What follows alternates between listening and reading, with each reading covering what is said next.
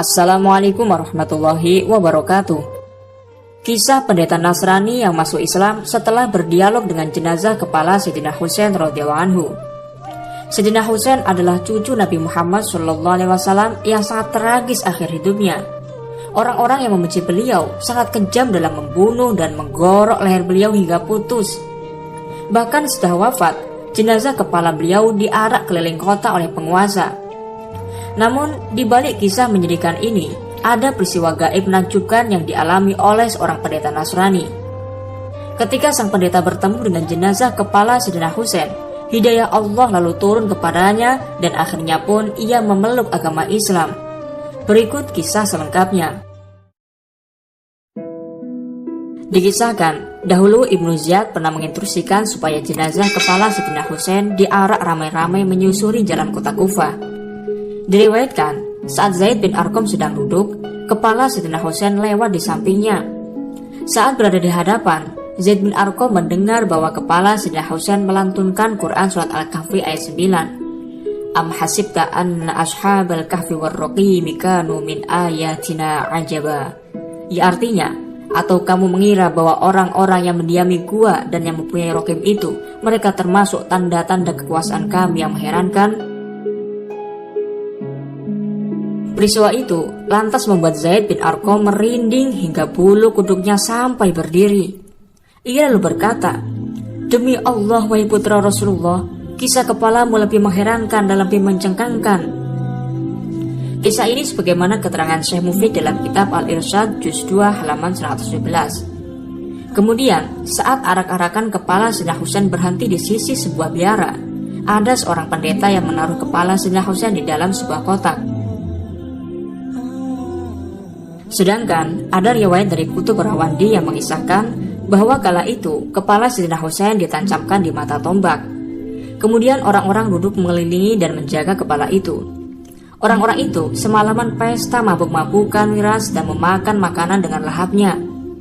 Saat sedang asyik-asyiknya, tiba-tiba orang-orang itu melihat ada tangan yang keluar dari tembok biara. Ajaibnya, tangan itu menulis syair di dinding memakai pena besi. Isi syair itu adalah, apakah umat yang membunuh Husain mengharap syafaat kakeknya pada hari perhitungan? Menyaksikan hal itu, mereka lalu merasa ketakutan. Di antara mereka lalu ada yang berusaha menggapai pena aneh itu. Tetapi saat hendak diambil, pena itu tiba-tiba hilang lenyap. Kemudian saat mereka mau meneruskan aktivitas lagi, tiba-tiba pena ajaib itu nampak lagi dan menulis sebuah syair. Tidak, demi Allah, tiada pemberi syafaat bagi mereka. Mereka pada hari kiamat berada dalam siksaan yang sangat dahsyat. Lalu, tangan kembali menulis syair. Mereka telah membunuh Husain secara aniaya. Keputusan mereka bertentangan dengan hukum Alkitab, yakni Al-Quran. Setelah melihat peristiwa menakutkan itu, mereka tidak nafsu lagi untuk makan. Karena saking takutnya, mereka lanjut memilih langsung tidur. Kemudian, pada saat waktu tengah malam, ada pendeta yang mendengar adanya suara yang meratap. Di samping itu, sang pendeta juga mendengar seseorang yang tengah bertasbih. Karena penasaran, sang pendeta lantas berdiri dan mengeluarkan kepala di jendela. Ternyata, ia melihat ada sebuah kotak aneh yang berada di samping dinding tak jauh darinya. Saat itu, terlihat pancaran cahaya-cahaya terang dari langit. Para malaikat turun dari langit seraya berucap, "Salam sejahtera bagimu wahai putra Rasulullah. Salam sejahtera bagimu wahai Aba Abdillah. Salawat dan salam Allah bagimu." Menyaksikan peristiwa gaib itu lantas membuat sang pendeta ketakutan dan sangat terkejut. Kemudian sang pendeta memutuskan untuk menunggu informasi hingga tibanya waktu subuh. Di saat waktu subuh telah tiba, sang pendeta lalu keluar dari biara dan bertanya kepada orang-orang di sana. Pendeta bertanya kepada mereka, "Isinya apa kotak ini?"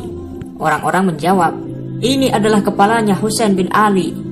Pendeta melanjutkan pertanyaannya, "Siapakah nama ibundanya?" Mereka menjawab, "Yaitu Fatimah Az-Zahra, sang putri Nabi Muhammad." Mendengar hal itu, sang pendeta lalu berkata, "Celaka kalian atas apa yang sudah kalian perbuat. Sungguh benar apa yang diberitahukan para rahib kami, bahwa apabila orang ini terbunuh, maka langit akan menurunkan hujan darah, dan ini tidak akan terjadi kecuali ia adalah seorang nabi atau wasi penerima wasiat nabi.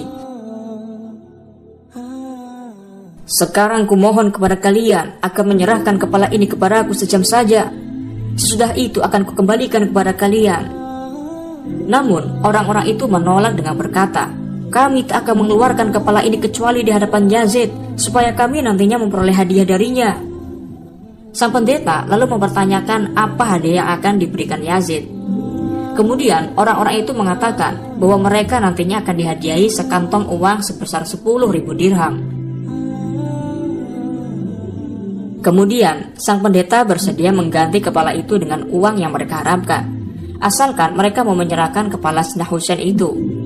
Mereka lalu bersedia, dan sang pendeta memberi uang kepada mereka sebesar 10.000 dirham. Kemudian kepala Sayyidina Husain diserahkan kepada sang pendeta selama 1 jam. Kepala suci itu lantas pendeta bawa ke tempat ibadah, lalu dipaksa memakai air kembang dan diberi wangi-wangian. Kepala Sayyidina Husain lalu ditaruh di tempat sujud sang pendeta. Pendeta lantas menangis seraya berkata, wahai Aba Abdillah, sesungguhnya diriku sangat menyesal tak berada di Karbala hingga dapat mempersembahkan nyawaku untukmu. Wahai Aba Abdillah, kapan saja kau bertemu dengan kakekmu, berilah kesaksian bahwa diriku sudah mengucapkan syahadat dan masuk Islam di hadapanmu. Dari sini, sang pendeta dan pengikutnya lalu berikrar membaca kalimat syahadat dan memeluk agama Islam. Subhanallah. Kemudian kepala Sayyidina Husain dikembalikan lagi. Sesudah peristiwa itu, sang mantan pendeta lalu memutuskan meninggalkan tempat ibadahnya dan memilih hidup di sebuah gunung. Selama di pegunungan, ia sibuk beribadah, meningkatkan kesuhutan hingga akhir hayatnya. Sang pendeta yang dulu beragama Nasrani kini telah mendapat hidayah Allah dan akhirnya wafat dalam keadaan husnul khatimah. Subhanallah. Kemudian ada peristiwa yang mencengangkan.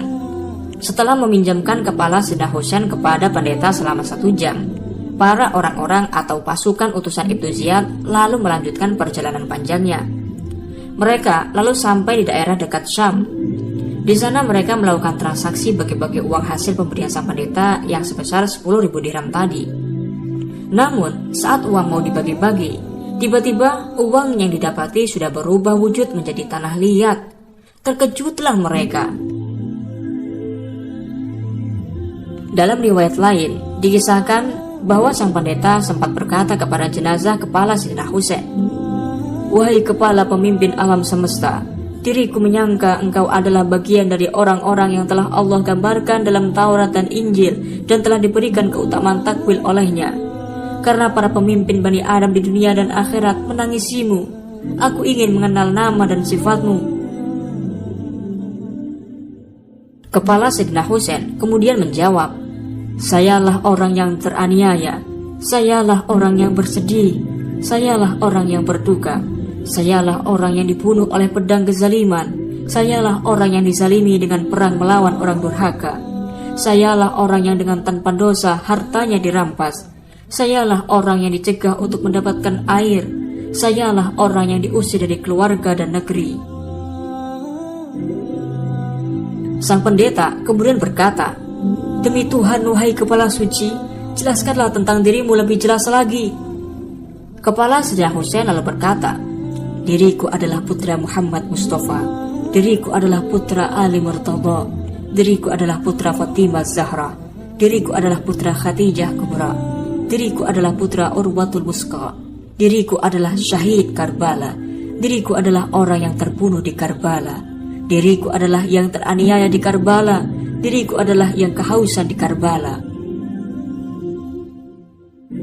Saat para murid-murid sang pendeta melihat dan menyaksikan peristiwa menakjubkan itu, mereka lalu menangis. Tidak hanya itu, mereka juga kemudian mematahkan tiang salib. Sesudah itu, mereka lalu mendatangi Imam Zainal Abidin, dan di hadapannya mereka lalu mengucapkan kalimat syahadat masuk agama Islam.